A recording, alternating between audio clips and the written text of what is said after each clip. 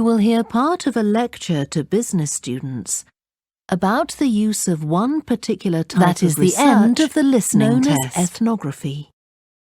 You now have 10 minutes to transfer your answers to the questions 31 to 40. Please stop writing and wait for your question booklet to be collected.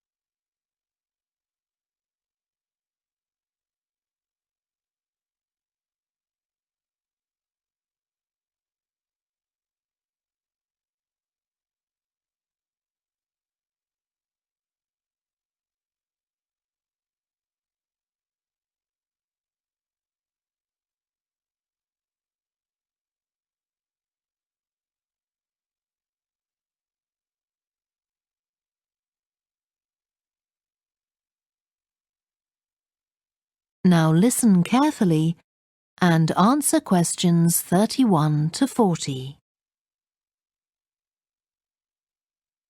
So, what I'm going to talk about to you today is something called ethnography. This is a type of research aimed at exploring the way human cultures work. It was first developed for use in anthropology, and it's also been used in sociology and communication studies.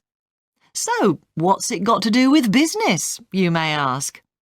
Well, businesses are finding that ethnography can offer them deeper insight into the possible needs of customers, either present or future, as well as providing valuable information about their attitudes towards existing products.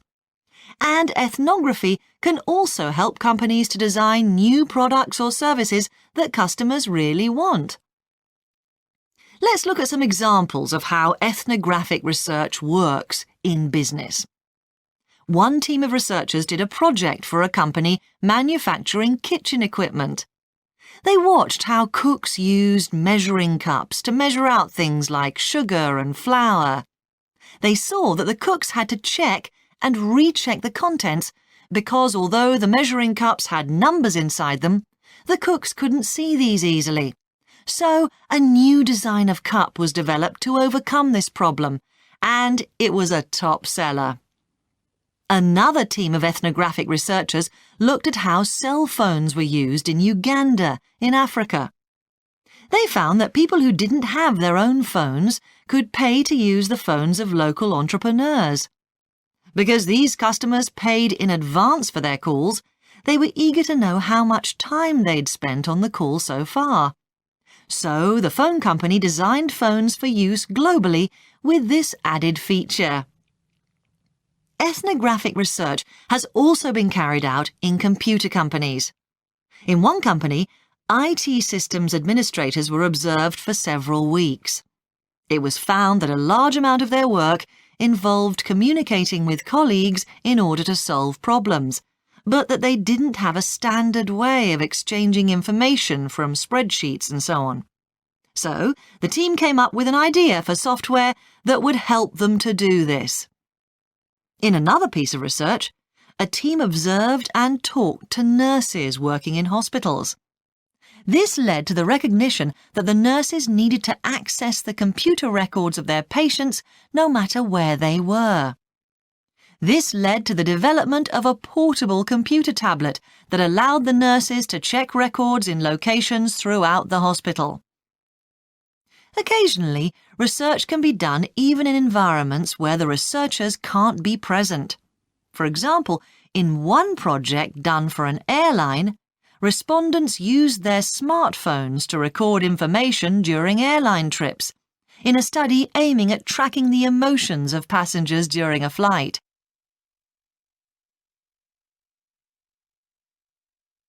So, what makes studies like these different from ordinary research?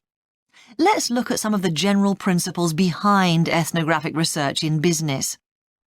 First of all, the researcher has to be completely open-minded. He or she hasn't thought up a hypothesis to be tested, as is the case in other types of research.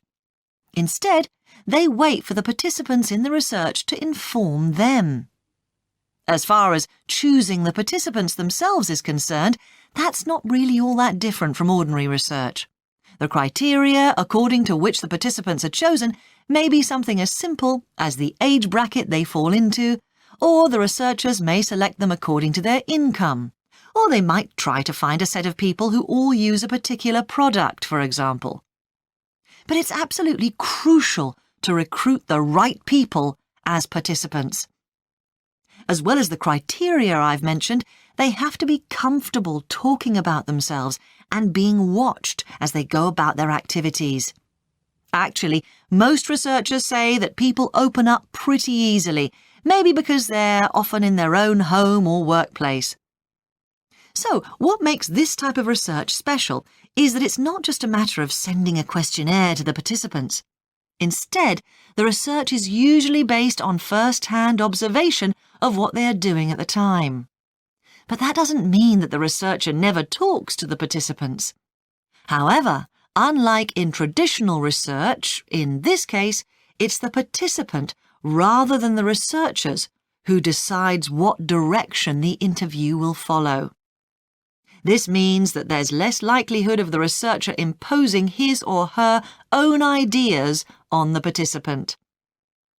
But after they've said goodbye to their participants and got back to their office, the researcher's work isn't finished.